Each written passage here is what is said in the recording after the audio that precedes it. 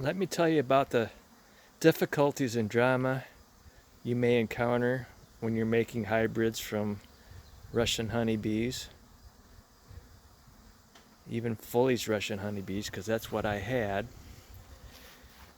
I have 4 years experience with Italian honeybees. My first year I bought one package just to see if I could get them through winter, and they made it through winter just fine. The following spring I bought 4 more packages, the end of April, and by July they were so big I decided to do walk-away splits. So of those 5 original colonies, I produced 7 more colonies because I ended up with a couple swarms. And I did basically nothing, just walk-away splits, and I ended up with 12 colonies. 11 of them made it through winter. So anyway, I did up to about 40 colonies in 4 years before I had trouble with mites. So I decided to switch to Russian honeybees, and Foley's Russian honeybees were not resistant to mites. I had the same issue. So I used Formic Pro formic acid the following year after breeding my own hybrids from the bees that did survive that winter. So this is basically my second summer breeding my own queens, and I have somewhere around 70 something, almost 80 right now. Number one here, some of the colonies I produce, not very many, but a small percentage of them, they linger. They don't really do anything. They don't get bigger. They don't get small. They just stay the same all summer long. And that's the way Foley's Russian bees were when I had them. They didn't get big. They weren't able to winter outside, and the mites took a toll on them, and they almost wiped out. I lost 65% of them the first winter. So this is some of the drama you have. Number 12 here.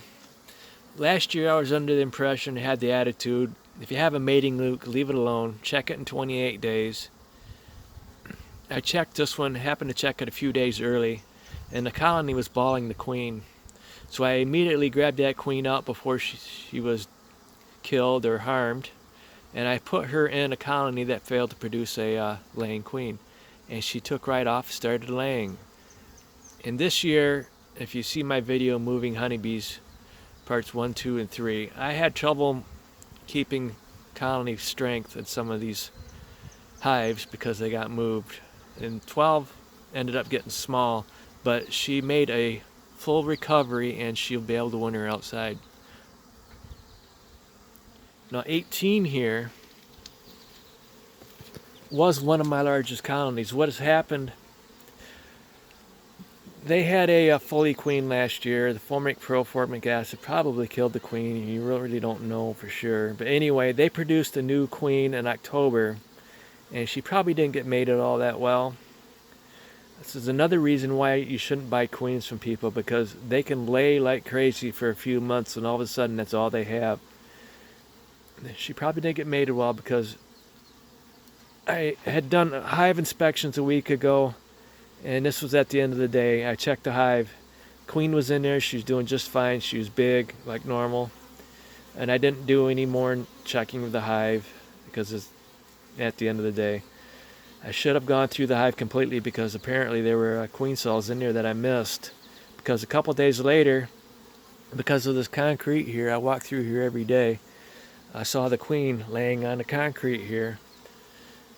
And I knew she came out of 18 because they don't go very far with that queen. They just take her out and drop her.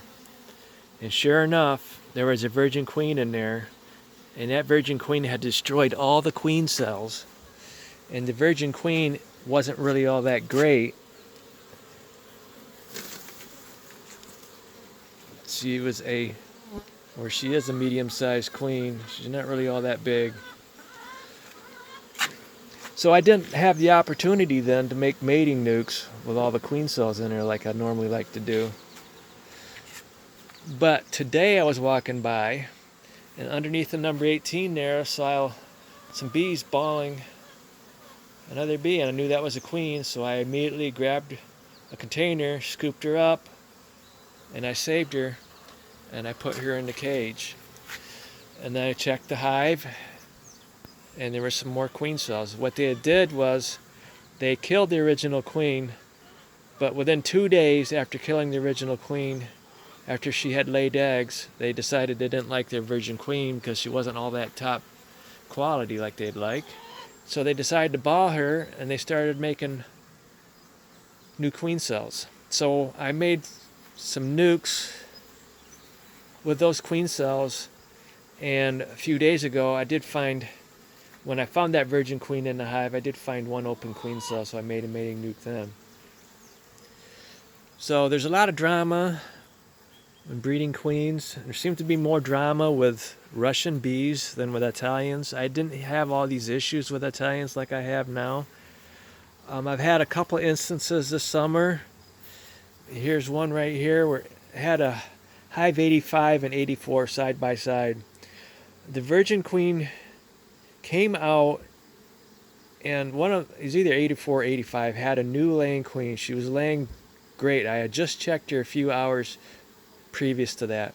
The virgin queen had come out during the mating flight. She didn't go very far apparently. She went into the hive that had the laying queen, and for some reason that laying queen got bald because she was out on the concrete here, and it was too late. She was on her last few minutes of life. So I let that virgin queen stay in that hive, thinking, well, okay, well, maybe this one will be a laying queen. And a couple days later, that colony balled that queen. So I ended up with 2 colonies with no queen, so I had to start over with 84. 84 is a combination of the 2 hives that were together side by side. So sometimes you get lucky, sometimes you don't. 27 here is my first round, one of the colonies from my first round. They managed to produce a mated queen, a laying queen, first try, and they took off. They're full size. They're going to be able to winter outside. And we're supposed to have a colder than normal winter again, so I'm in the process of moving hives, getting them in the locations where I'm going to have them for winter. The small colonies, as I'm moving the large colonies over there, I will, after I do the Formic Pro, of course, formic acid, I will take the small colonies and I will just take them and I'll just stick them in the window. For some reason, when you put them in the windows and you have that roof overhang, they seem to know they're moved. Now, hopefully I get a chance this summer to finish the siding on that. Anyway, they put them in the window. They seem to know that they've been moved, and I don't have issues with them, too many of them going back. But even if some of them do go back, it's all right to have too many in the colonies that are outside. They need all the bees they can get to get through winter. I have noticed a lot of bees, well, not really a lot, a few here and there with the wings eaten. So I know I have mites. I'm going to do the Formic Pro formic acid here next month. 69 and 17 are new colonies, first round, and they're already large enough to winter outside. Number 4 there, they decided to replace their queen in May before I was wanting to do any mating nukes, because I found queen cells in there. I let them continue, and they got a new queen all on their own. So sometimes you get lucky and they don't have to have any help. Most of the time you got to help them. I had 2 instances this summer over here where I had a runt virgin queen because I didn't go through and destroy the queen cells on day 5 like I should have. And you end up with a runt virgin queen. She gets out and she destroys all the queen cells. Well, anyway, I tried to kill that runt virgin queen, and she took off into the air, and she goes into the other colony side by side, or next to the colony she came from. She gets in there and destroys the queen cells in there too. So if you can go through on day 5, from counting from the 15-16 days for a queen to emerge from a queen cell, and destroy all the queen cells, because that queen will not be mature enough to be mated. So, all right, thank you.